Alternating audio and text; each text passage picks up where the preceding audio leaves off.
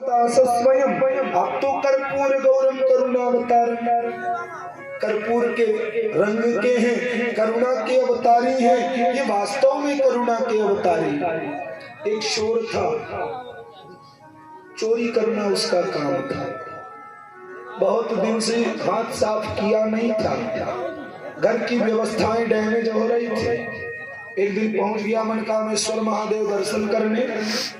जाकर के देखा मनकामेश्वर महादेव के गुंबज में श्री विग्रह के ऊपर बड़ा विशालकाय 45 किलो का घंटा टंगा हुआ है। देख करके चोर विचार करता है, अगर ये घंटे से हाथ साफ किया जाए, अगर ये घंटा चुरा लिया जाए तो कम से कम 1-2 महीने तो पार हो ही जाएंगे। क्यों ना आज रात में यही व्यवस्था की जाए। दिन भर भ्रमण किया, रात्रिकालीन सूट बूट पहन करके आया और आकर के घंटा खोलने लगा, लेकिन घंटा ऊंचा कैसे खोले। विचार किया, आसपास सीढ़ी तो दिखती नहीं, यही शिवलिंग लंबी है, क्यों ना इसी शिवलिंग के ऊपर सवार होकर के घंटा खोल ले, खुल भी जाएगा सहजता से। अब सूट बूट पहने, जूता उता पहने, भोले बाबा के शिवलिंग के ऊपर चढ़ करके घंटा खोलने लगा। भोले बाबा प्रसन्न हो गए, प्रकट हो गए। भोले बाबा के बास बास बास भागते। अब तो चोर कांपने लगा, थर थर थर थर। चोरी कर रहे थे, ये कहां से महानुभाव आ गए।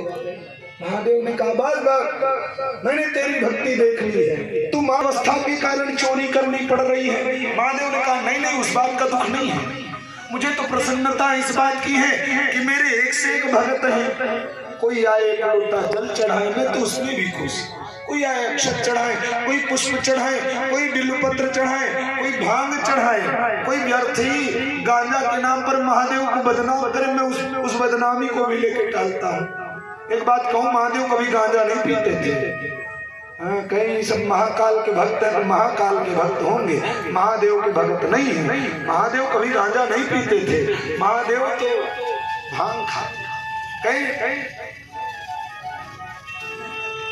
भांग की पत्ती चढ़ाए तो भी मैं प्रसन्न हो जाऊं, लेकिन तेरे जैसा भक्त नहीं देखा जो अपने सशरीर सूट बूट सहित खुद को मेरे ऊपर समर्पित कर दिया।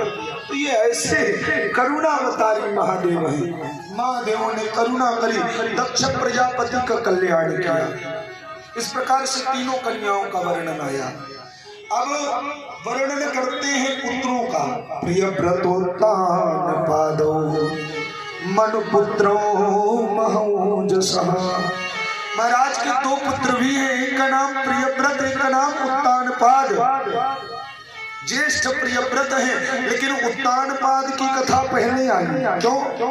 वो तो प्रियव्रत महाराज के नाम से ही उसका वर्णन किया जा रहा है। प्रिय का मतलब